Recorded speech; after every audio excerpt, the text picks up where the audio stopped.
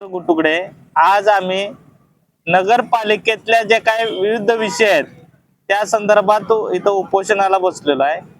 विषय असा आहे की जे विविध मागण्या आहेत त्यांच्यावर चर्चा झालेली आहेत। प्रामुख्यानं मला या गोष्टीवर कॉन्सन्ट्रेट करायचं आहे की नगरपालिकेत जे काय पाणीपट्टी आणि घरपट्टी 2020-21-22 ची आहे ती 2,30,00,000 जमा झाली। 22-23 ची झाली ती 2,96,00,000 झाले आणि 23-24 ची ती 3,01,00,000 झालेली आहे।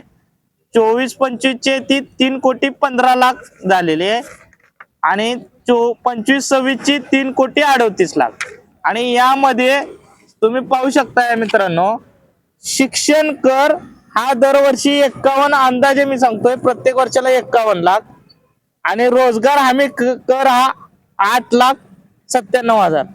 मला काय म्हणायचंय, तुम्ही जी दरवर्षी 51 लाख आणि हे गोळा करताय याच्यात तुम्ही शिक्षणासाठी कुठं पैसे वापरताय किंवा तुमच्या शाळा द्या किंवा जे काय विषय आहे आणि रोजगार हमी आता जे काय गाडेदारक होते गाड्या लावत होते त्यांच्यात तुम्ही रोजगार घालवलाय, त्यांचा अतिक्रमण मंचच्या नावाखाली त्यांना तिथनं हकलपट्टी केली आहे। मग रोजगार तुम्ही द्यायचा तर तुम्ही त्याचे पैसे घेताय इथं लोकांकडून आणि रोजगार काढताय। मग किती लोकांना तुम्ही रोजगार दिला, किती लोकांना स्किल डेव्हलपमेंट साठी प्रोग्राम दिला, किती लोकांना कंपनीत लावलं, किती लोकांना तुमच्या ह्याच्यात लावलं, जे काय नगरपालिकेच्या बाबी आहेत त्याच्यात लावलं। म्हणजे जवळजवळ आणि ह्याच्यात आम्हाला अजून गाळा भाडे डिपॉझिट ह्याची आकडेवारी त्यांनी दिलेली नाही आणि हे पैसे कुठे खर्च केले याचा पण त्यांनी कागद दिलेला नाही। त्यामुळे जोपर्यंत आम्हाला या सगळा हिसाब मिळत नाही आणि बाकीच्या मागण्या मान्य होत नाहीत तोपर्यंत आम्ही हे उपोषण थांबवणार नाही आणि जनतेचे गोळा केलेले पैसे जनतेला हिसाब मांग रही है जनता, उनको हिसाब दे दो। आमचे पैसे आम्हाला त्याचा हिसाब पाहिजे की कुठं खर्च झाले आणि आम्ही त्याचा बघू की कुठं ते ऍक्च्युली खर्च झालेत का नाही। म्हणजे दरवर्षी 5 कोटी हे फक्त ह्याचे होते घरपट्टी आणि पाणीपट्टी आणि बाकीचे अनेक पैसे गोळा होते। पण हे जे काय मुख्याधिकारी साहेब आहेत हे ह्यांच्या पद्धतीने चालवतात।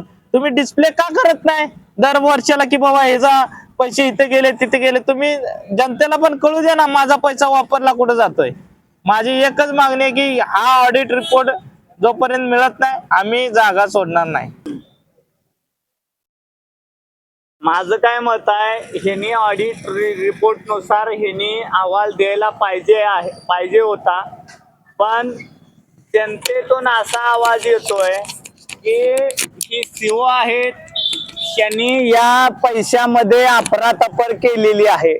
जनतेचे जी वर्षाला काय 10 ते 15 कोटी रुपये शैक्षणिक कर असेल, गाळा भाडं, गाळा डिपॉझिट ही येतात आणि ह्याच्यातच काय तर अफरातफर केलेली आहे आणि त्यामुळं ही हिशोब द्यायला टाळाटाळ करायला लागलेली आहेत।